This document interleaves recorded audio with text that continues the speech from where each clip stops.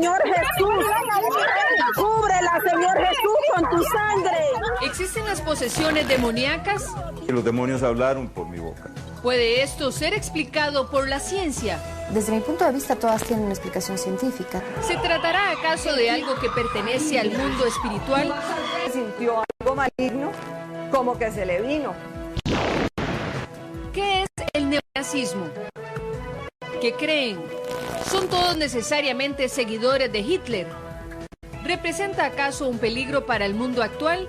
Un experto nos ayudará a analizar este tema hoy en 7 días.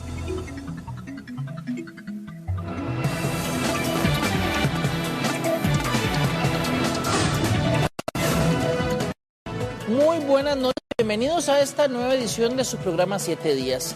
Para algunos lo que vamos a mostrar tiene una explicación científica, para otros es cosa de un mundo espiritual. Advertimos que las imágenes que veremos a continuación pueden generar un fuerte impacto en algunas personas. Jehová, líbranos, Señor. La sangre de Cristo te cubre. Kelly, la sangre de Jesús, la sangre de Cristo tiene poder. Tiene poder. Diga el salmo en el nombre de Jesús. En un pequeño pueblo de Darién, Panamá, conocido como La Palma, padres de familia y profesores están alarmados por lo que afirman son manifestaciones satánicas sobre varias jovencitas de un mismo grado del colegio. La sangre de Cristo, y no tenemos fuerza para agarrarla. La sangre de Cristo tiene poder. Cógela, la niña. Cógela. La sangre de Cristo, cúbrela. Cúbrela, Señor Jesús. Cúbrela, Señor Jesús, con tu sangre. La sangre de Cristo tiene poderes. La sangre de Cristo. Señor.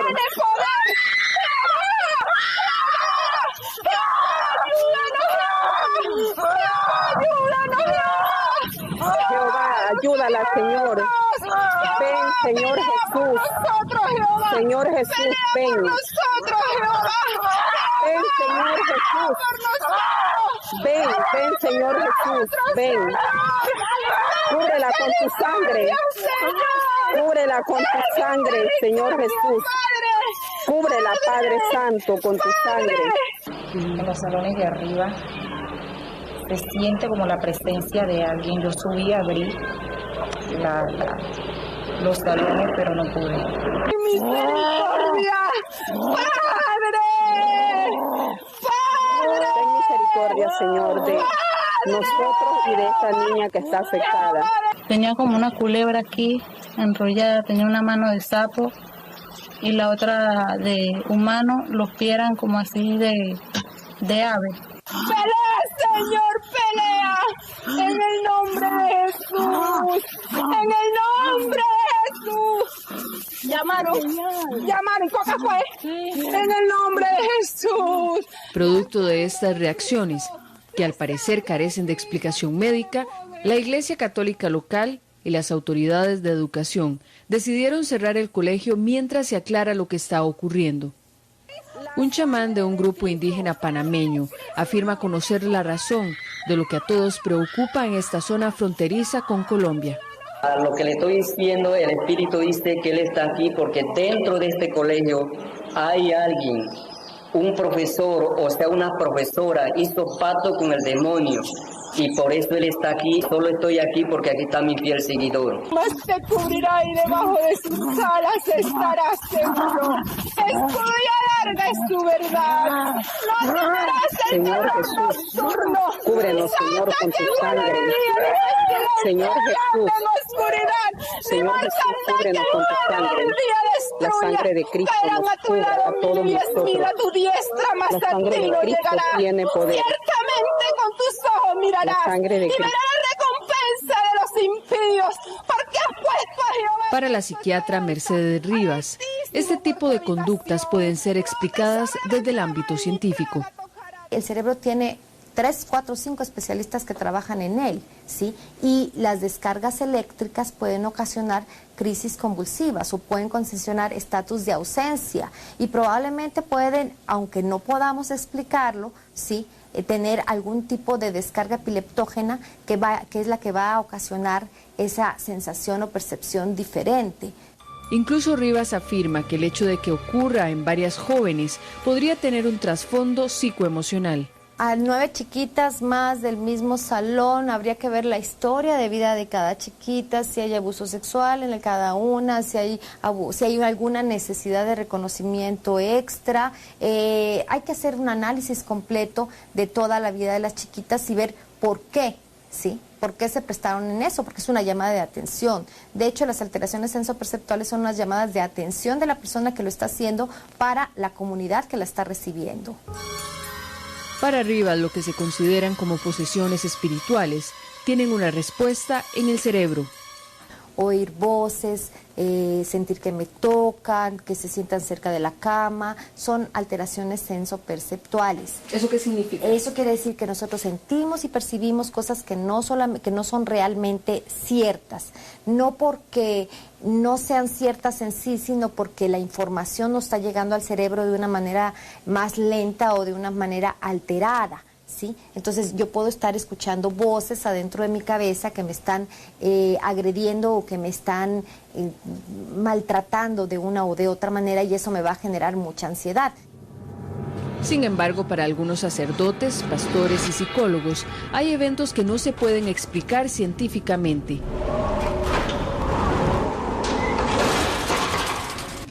Para los que la razón humana no tiene una respuesta. Podríamos decir que en el plano espiritual, esos neurotransmisores alterados, de los que hablan los científicos, pasan a ser Satanás u otros espíritus del mal. Creo que una vez más la fórmula más apropiada de la verdad cristiana es la que encontramos en el número 391 del Catecismo de la Iglesia. Dice, la Iglesia enseña que primero fue un ángel bueno, creado por Dios. El diablo y los otros demonios fueron creados por Dios con una naturaleza buena, pero ellos se hicieron a sí mismos malos. La tradición de la Iglesia, fundándose en la Biblia, ve en este ser a un ángel caído, llamado exactamente Satanás o diablo. Sean sobrios y estén vigilantes, porque su enemigo, el diablo, ronda como león rugiente buscando a quien devorar. Encontramos que el diablo es dado siempre como una personalidad que existe. Es una verdad absoluta en la Biblia. Desde el Génesis hasta el Apocalipsis se presenta sin tratar de demostrarlo, sin tratar de convencernos. La Biblia da como un hecho la existencia de Satanás. En el cristianismo, Satanás es un ángel caído, es decir, que fue expulsado del cielo por rebelarse contra los mandatos de Dios. Durante los tiempos del Antiguo Testamento, el diablo estaba en la tierra, y cuando Jesucristo en el Nuevo Testamento muere en la cruz, lo confina de forma definitiva a permanecer en el ámbito terrestre. Yahvé dijo a Satán, ¿de dónde vienes? Satán respondió, vengo de la tierra donde anduve dando mis vueltas. Pero la Biblia no solo confirma la existencia del diablo y espíritus del mal, también en varios relatos del Nuevo Testamento expresa cómo estos espíritus pueden apoderarse de los seres humanos y habitar en ellos. Otro día Jesús estaba expulsando un demonio. Se trataba de un hombre mudo. Apenas salió el demonio, el mudo empezó a hablar y la gente quedó admirada. It is God who commands you your name. Your name. Give me your name.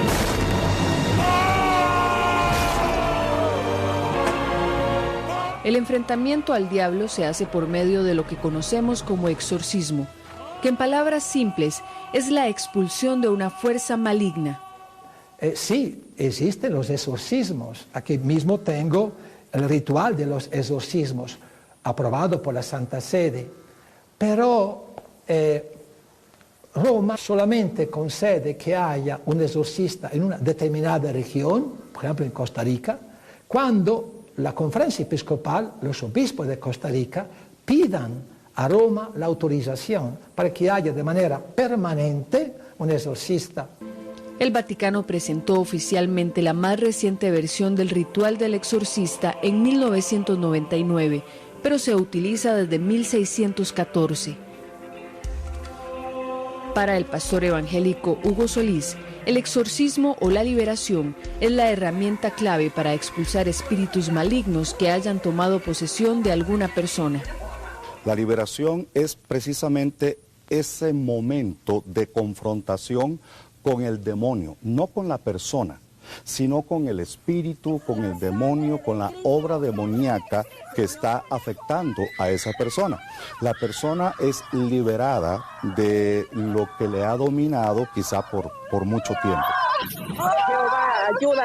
Pero ¿cómo saber realmente si se trata de una posesión satánica y no de una enfermedad mental? Al regresar a 7 días, un sacerdote, una psicóloga cristiana y quienes han vivido lo que afirman se trató de presencias demoníacas en carne propia, relatarán sus historias.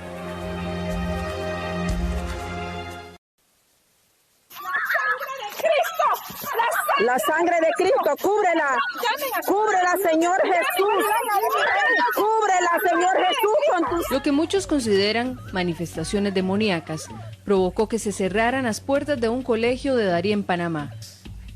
Mientras que la ciencia cree que estos comportamientos tienen una explicación médica, sacerdotes y pastores afirman que el diablo existe, por lo que no se debe descartar que en algunas ocasiones se pueda hablar de una posesión maligna. Eric Pardo llevaba una vida normal. Como parte de un trabajo que tuvo hace más de 10 años, fue testigo de lo que se creyó era una posesión demoníaca. Yo trabajaba en aquel momento hace casi 15 años para una cadena de noticias internacionales. Hacíamos historias insólitas, cosas curiosas. Y se presentó el caso de ir a hacer una historia a Guapiles, de unas personas que estaban endemoniadas. Una de ellas se volvió a mí y me dijo que me odiaba, sin saber quién era yo. Y me entró como un miedo después de eso, después de hacer un montón de historias de ese tipo. Esa vez como que sentí algo raro.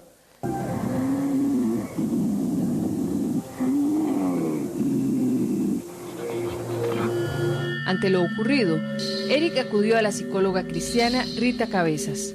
Pánico, sintió algo, ¿verdad? No era simplemente una filmación, sino que sintió algo maligno, como que se le vino, y él quedó afectado. En una de las sesiones, Eric tuvo lo que se conoce como manifestaciones diabólicas.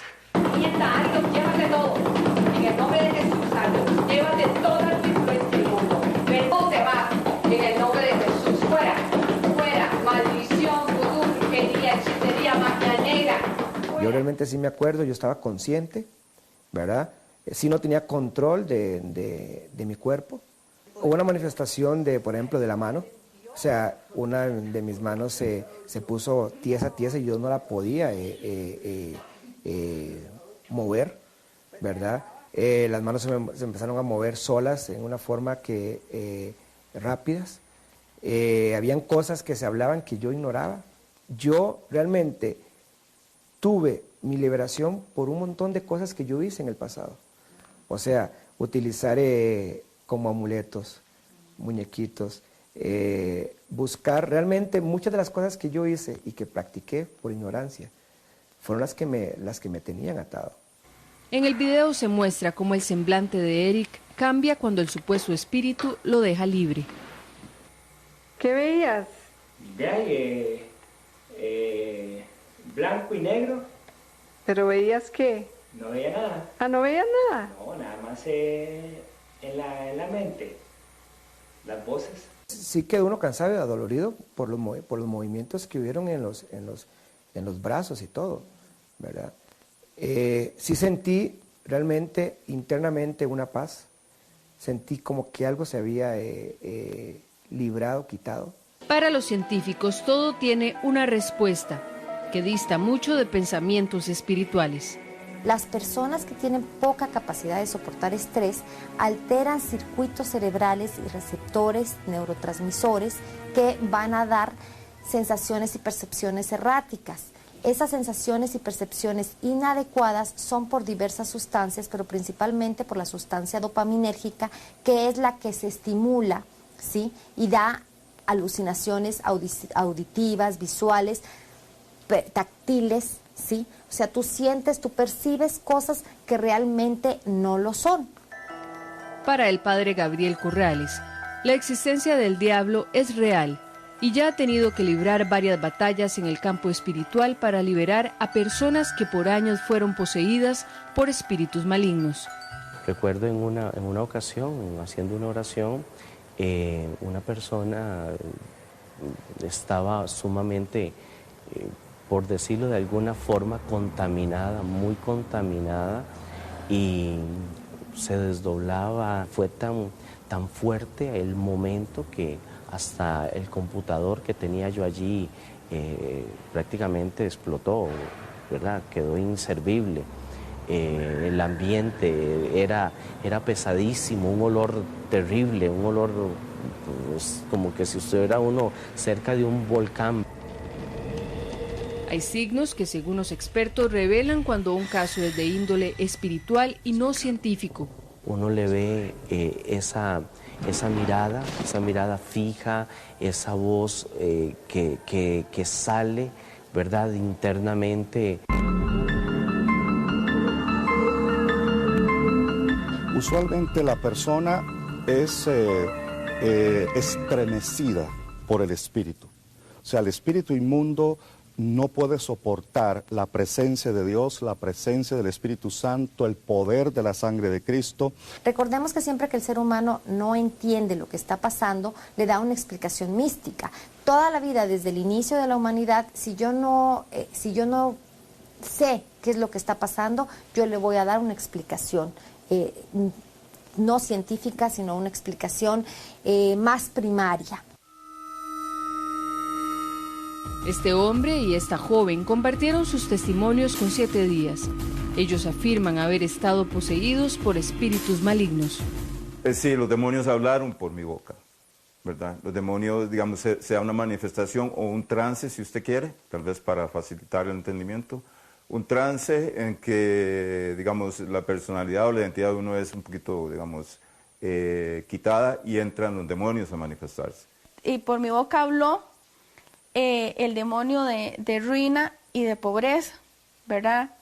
Y también, digamos, es como algo violento, ¿verdad? El cuerpo de uno no lo puede controlar y hace cosas y se mueve y grita y patea. Que tú te vas a ir de ella, tú vas a renunciar a estar de ella. Hoy aseguran que esa liberación les cambió la vida por completo, pero no fue algo de una sesión nada más, hubo un proceso de liberación.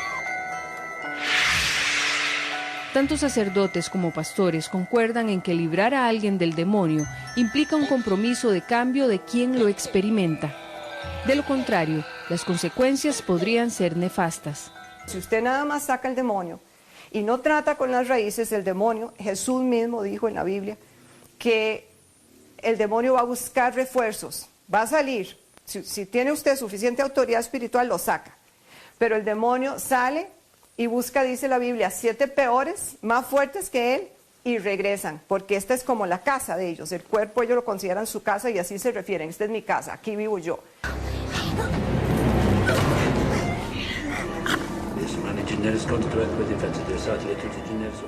Para los expertos en el tema, son las mismas personas las que pueden propiciar que el demonio se posesione de sus vidas. La persona no es vulnerable, sino que se vulnerabiliza, porque la persona se presta a eso. Digamos, una persona por su vida, tal vez de maldad, porque se presta a través de la brujería, de la hechicería. Los demonios tienen raíces, están ahí por algo. Algo los dejó entrar, algo los metió, ya sea pecado, ya sea un trauma emocional. El diablo tiene tanto poder cuanto nosotros queramos darle. Mientras que para los científicos las alteraciones cerebrales son las causantes de este tipo de reacciones, quienes afirman haber sido liberados de posesiones satánicas, hoy llevan una vida normal.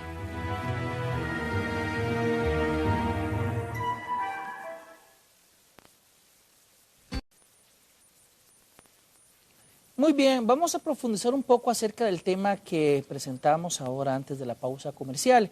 Y para eso me acompañan esta noche aquí en el set de 7 días 2 distinguidas invitadas. A mi izquierda, Lilia Solórzano, quien es psiquiatra y farmacóloga, y a mi derecha, Rita Cabezas, quien es psicóloga cristiana y también autora de varios libros al respecto, como por ejemplo Desenmascarado, Lucha contra Principados y Demoníacos, Historia Real de Satanás. Con estas invitadas distinguidas vamos a conversar unos minutos acerca de este tema. A ambas muchas gracias. Comenzamos con usted, doña Lilia.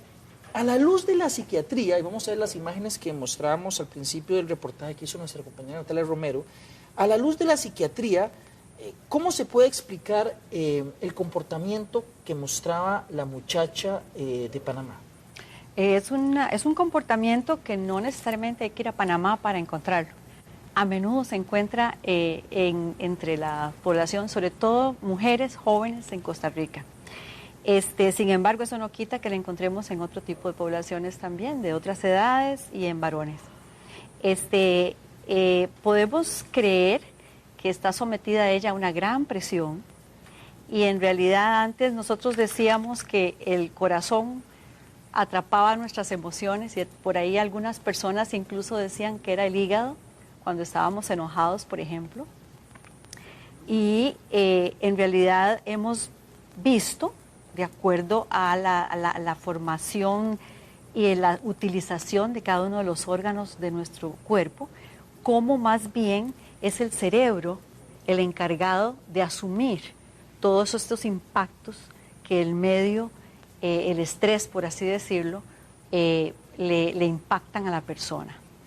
Y el cerebro, cuando está sobrecargado de estímulos, tiende prácticamente a desconectarse. O sea, usted plantea que lo que veíamos ahora podría ser una hipótesis para explicarlo, estrés, tal vez. El estrés es un estrés muy agudo de esa persona en esos momentos y que tiende a desconectar su conciencia y realiza una serie de manifestaciones para poder evidenciar quizás un poco la llamada de atención hacia ella por alguna necesidad específica que tenga y para liberarse de un montón de energía que la tiene ahí reprimida. En algunos de los casos también que consultó nuestra compañera Natalia, parece que hay varias otras coincidencias, como por ejemplo cambio de tono de voces, ¿verdad? Del tipo de voz, conversaciones entre lo que parece ser un tercero y las personas que están alrededor de quien está en el suelo, por ejemplo, y rigidez en algunas articulaciones, inclusive. ¿Eso también puede ser explicado científicamente? Claro que sí, incluso la agresión, a veces como una lucha que se da con la persona que quiere calmarlo. Esto es parte de esa inconsciencia, por así decirlo, que manifiesta el paciente una vez que el cerebro tiende a desconectarse de la realidad. Doña Rita, ¿qué piensa? Bueno, yo creo en la existencia de demonios, creo en Dios y creo que existe el diablo. Y creo lo que dice la Biblia, que los demonios pueden entrar en una persona. Ahora, yo soy psicóloga y creo en que hay que dar tratamiento psicológico profundo. Pero aparte de eso, hay casos que tienen demonios y que solo con expulsión de demonios van a salir. He tratado miles de personas en más de 35 años de estar en esto. Por ejemplo, que una paciente esté en mi consultorio y me está hablando que me siento triste, no siento ganas de levantarme, ni bañarme, o sea, un cuadro depresivo. Y de repente se me transforma, solo estamos hablando. Yo no estoy haciendo oración, yo estoy hablando con una paciente. Y de repente se transforma y me comienza a decir que no te metas conmigo, maldita, esta es mi casa, a mí me la pactaron, a mí me la dieron. Entonces hay una transformación completa. La psicología y la psiquiatría podrían decir caso de personalidad múltiple o esquizofrenia, ¿ok? Pero yo he tratado 10 casos de personalidad múltiple. Sé distinguir una personalidad múltiple porque la he tratado de un demonio. Es totalmente diferente. ¿Cuál es la diferencia? La personalidad múltiple va a hablar como parte de la... O sea, en cambio el demonio dice ella. se refiere a la persona como ella o él, o sea, en tercera persona. Yo vivo aquí. Una personalidad múltiple no dice yo vivo aquí. ¿Es cierta esa distinción o se podría pensar en una distinción así? En realidad no, cualquiera de los pacientes, por ejemplo, que me han visitado y que han tenido algún tipo de transformación, llamémosle, durante alguna de las sesiones, podría ser considerado como una condición de estas que dije previamente, que es donde el cerebro se desconecta y empieza a funcionar la inconsciencia con una serie de simbolismos muy interesantes que nacen precisamente de esa sobrecarga de energía que en esos momentos el mismo paciente ya no puede aceptar, ¿verdad? Que no puede tolerar. Doña Rita, usted que plantea que sí puede existir un espíritu mundo en una persona, ¿cómo entra ese espíritu? Los demonios entran o por pecado, desobediencia a la ley de Dios, entran por brujería, si la persona no tiene suficiente cobertura de Dios espiritual por su vida. Pueden entrar por trauma psicológico, he visto demonios que entran por violación sexual, por ejemplo, por participación en ocultismo, hechicería, brujería, satanismo. Entonces se abre una puerta espiritual y el demonio puede entrar. O sea, un demonio no puede simplemente entrar en una persona porque va pasando por ahí y me lo voy a meter. Se necesita abrir una puerta espiritual. ¿Hay alguna manera de detectar una presencia de este tipo en una persona antes de que sea alguna manifestación en su criterio? Pues a veces por las cosas que dicen, ¿verdad? Hay personas que, por ejemplo, en su casa se mueven los objetos, vuelan. Yo he visto objetos volar, por ejemplo, un cuchillo que vuela de aquí a allá, cosas que se levantan en el aire, esos son fenómenos ya sobrenaturales. Pero ¿sus pacientes le han dicho que eso ocurre en las casas? Sí, y yo lo he visto también, incluso lo hemos filmado.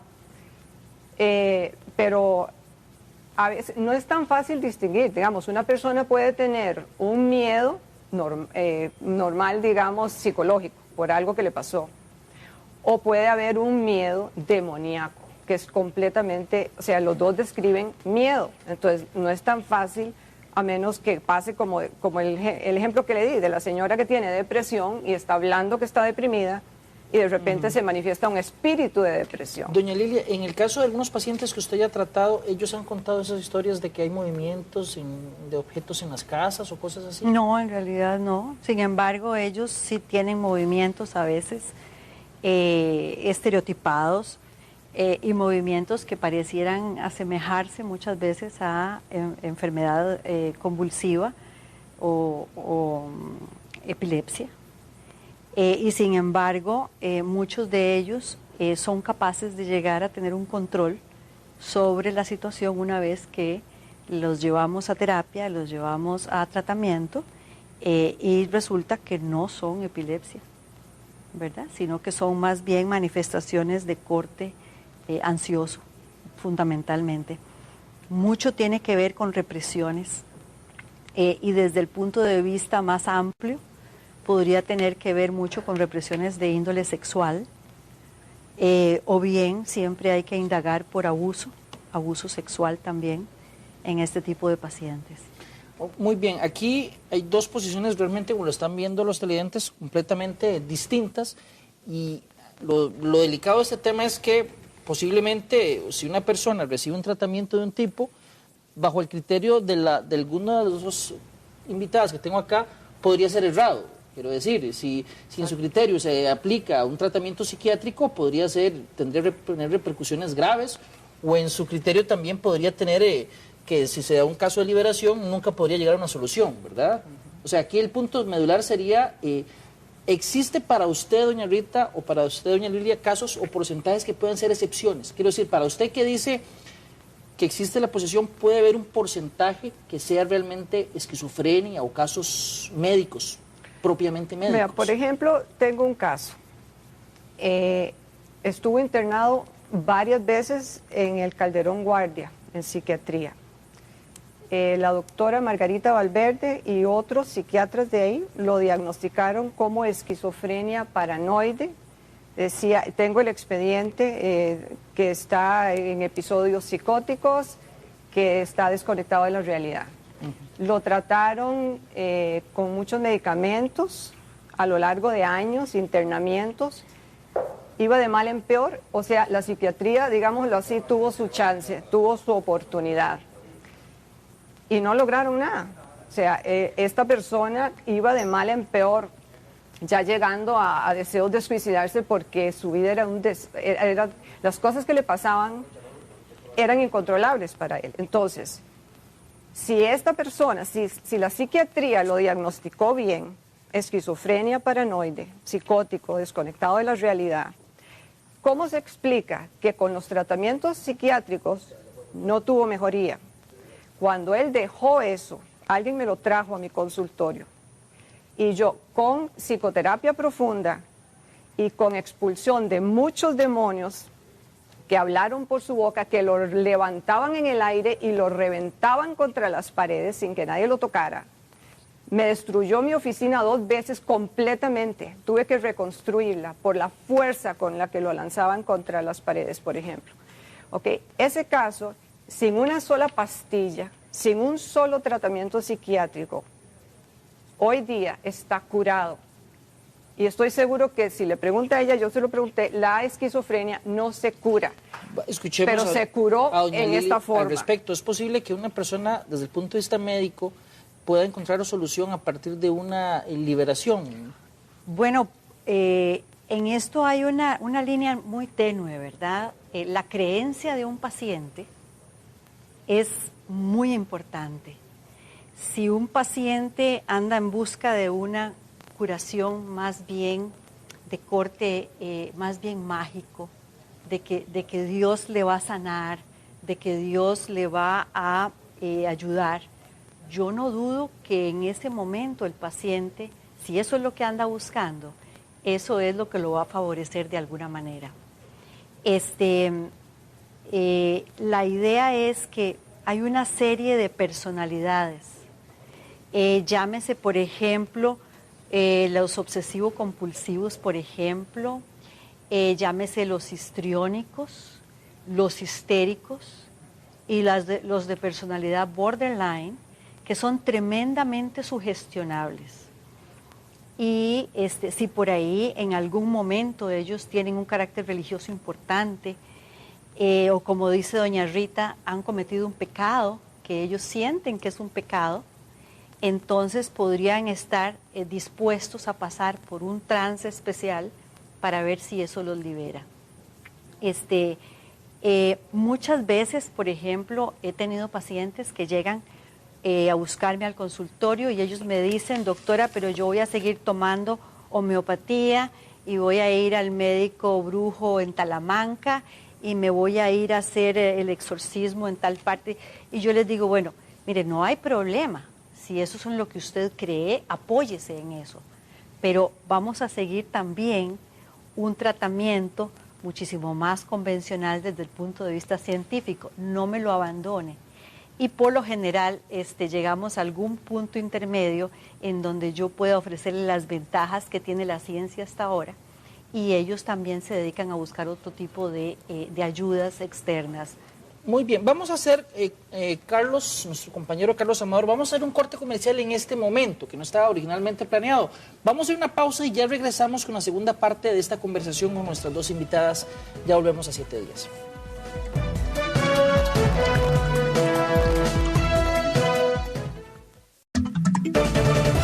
Bien, continuamos en 7 días. Muchas gracias por seguir con nosotros. Doña Rita, en el caso suyo, cuando se trabaja una liberación, ¿cómo se trabaja? ¿Cuánto dura? ¿Una persona puede ser liberada en cuestión de horas? ¿Puede ser días? Cuénteme un poco. Cada caso es distinto, depende de qué tan contaminada y qué tan enferma esté la persona, porque los demonios se ubican en la parte traumada también, por eso no es simplemente... Las iglesias tienen que entender algo, tienen que entender la parte emocional. No pueden simplemente sacar demonios. Si no llegan a las raíces del trauma, no van a haber resultados permanentes. Eso es básico, que entiendan. La psicología es importantísima. No es solo la expulsión de demonios. Tiene que ir junto a las dos cosas. He tenido casos que en un momento se manifiestan y se van. hay casos que duran meses en tratamiento. He tenido un caso, que es el más difícil que he tenido, que ha durado varios años, con manifestaciones demoníacas, hasta que fueron desapareciendo y desapareciendo, y se pudo hacer mucho mejor la parte ya psicológica, porque cuando hay demasiados demonios, no permiten. Es lo mismo, digamos, es el reclamo que yo tengo para los psiquiatras, que están intoxicando a la población. Una persona viene y dice, me siento triste, tome una pastilla. Me siento enojado, tome una pastilla. O sea, se les va la mano, están intoxicando a la población. Yo no veo ninguna diferencia entre los narcotraficantes que dan drogas, solo que son ilegales, y los psiquiatras que están envenenando a la población. O sea, como que el problema es que le están enseñando a la gente que controlen sus emociones químicamente, en vez de decirle, trabájelos con un psicólogo. No, en realidad no es cierto eso. Los psiquiatras lo que hacemos es ofrecer ciertamente una serie de medicaciones que la idea es que nos ayuden precisamente durante cierto tiempo, porque no son tampoco para toda la vida, que nos ayuden durante cierto periodo mientras trabajamos el resto del conflicto con el paciente. Yo tengo muchos pacientes que me han dicho, les dicen que lo tienen que tomar el resto de su vida, así le dicen. Hay casos, cómo no, pero esa no es el promedio de pacientes. La idea es que el paciente venga donde el psiquiatra, le damos una medicación, le damos un curso de tratamiento. Por ejemplo, en el caso de los antidepresivos, es ciertamente un periodo largo, digamos 1 año hasta 2 años podría ser.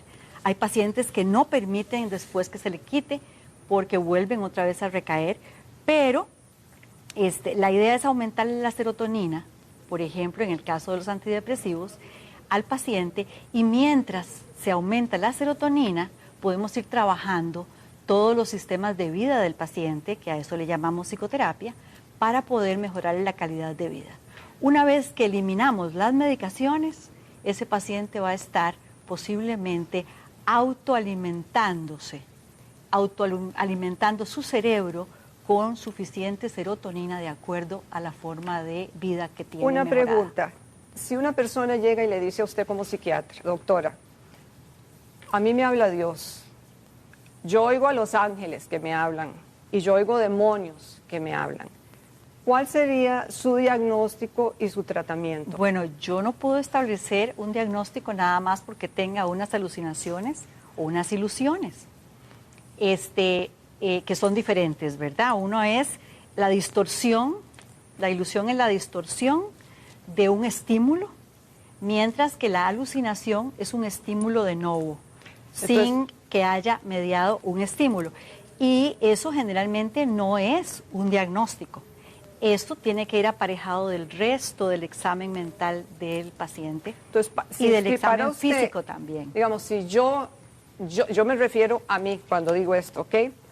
Yo oigo la voz de Dios. A mí me han hablado ángeles y a mí me han hablado demonios. Para usted, yo estoy mal. Para la psiquiatría, ¿qué me diría?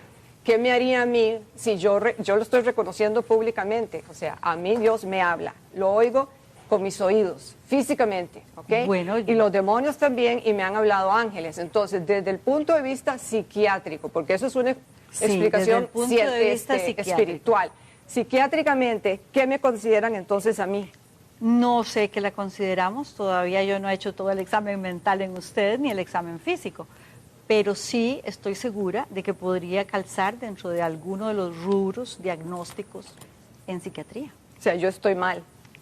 Si oigo demonios, oigo ángeles y oigo a Dios, yo no estoy normal para la psiquiatría, ¿verdad? Para la psiquiatría, exactamente. Así es. Ahora, lo que yo no entiendo, por ejemplo, es por qué usted dice que un paciente, cuando está traumado, es cuando lo busca el demonio. O sea, ¿qué es lo que persigue el demonio dentro de un ser enfermo? Destruirlo. Destruirlo, ajá. Y o sea, por el trauma, no es que lo busca. Pero si el paciente ya de por sí puede estar muy destruido. O sea, ya el paciente de por sí está muy mal. Sí, el demonio lo que quiere es destruir al ser humano, al que Dios ama y creó. Bueno, digamos que eso sería en términos general es lo que más o menos las religiones dicen. Exacto. Pero, ¿cuál sería porque usted dice que siempre hay que buscarle el trauma psicológico al paciente, que por ahí fue donde se metió el demonio? Los demonios entran por los traumas. Por los traumas. ¿Por Sí. qué por ahí? Porque es lo dañado de la persona. No pueden entrar en lo que está firme y fuerte y sano en la persona. El demonio tiene que buscar un área dañada para poder trabajar. O sea, ciertamente usted está diciéndonos que en principio es un paciente psiquiátrico lo que tenemos. No, es un paciente dañado por un trauma. Algunos casos sí. O sea, lo que estoy diciendo es que no se va a sanar. Un caso de estos no es suficiente sacar al demonio, lo que estoy diciendo. En muchos casos hay trauma y hay que trabajar el trauma porque el demonio se mete en la parte dañada, en la parte del trauma. Ahora, yo quisiera hacerle una invitación a usted y a Rodolfo y a Natalia, que fue la que me entrevistó, pero sin cámara, porque yo tengo este caso, ¿ok? Que para el seguro, para el Sistema Psiquiátrico Nacional, es esquizofrénico. Esta persona, después de tratamiento sin pastillas, sin psiquiatría, a pura liberación de demonios y ayuda psicológica, hoy en día está totalmente curada. Yo le invito a usted a que lo evalúe, a que usted le hable, que le pase las pruebas que quiera. Ustedes pueden estar de testigos para que usted me diga si usted como psiquiatra considera que está esquizofrénico, paranoide, como dice la Caja del Seguro Social. A doña Rita, doña Lilia, se los advertí al principio del programa, el tiempo va a correr más rápido de lo que uno se imagina, y así fue, corrió más rápido de lo que sentimos aquí. Déjeme pensar esa invitación para conversarla con los compañeros del programa, para analizarla, y tal vez podríamos hacer un segundo tema acerca de este tema, y por supuesto les agradezco a ambas el haber aceptado pues que nos acompañaran esta noche. Nos escribió muchísima gente en Facebook, pero me quedo de todas las personas que nos escribieron con lo que nos dijo don Jonathan Castillo. Me pareció, eso es un tema muy amplio, en eso tiene toda la razón, así que es muy difícil, casi imposible haber abarcado todos los puntos y todas las aristas que teníamos para hoy en esta conversación, pero les agradezco nuevamente y espero tener las puertas abiertas para que ustedes otro día nos acompañen acá. Encantada. Vamos a pasar a nuestro siguiente reportaje, por cierto. ¿Sabe usted qué es el neonazismo? Ahora que se puso de moda, sobre todo en los últimos días, este tema y esta palabra, veámoslo a continuación.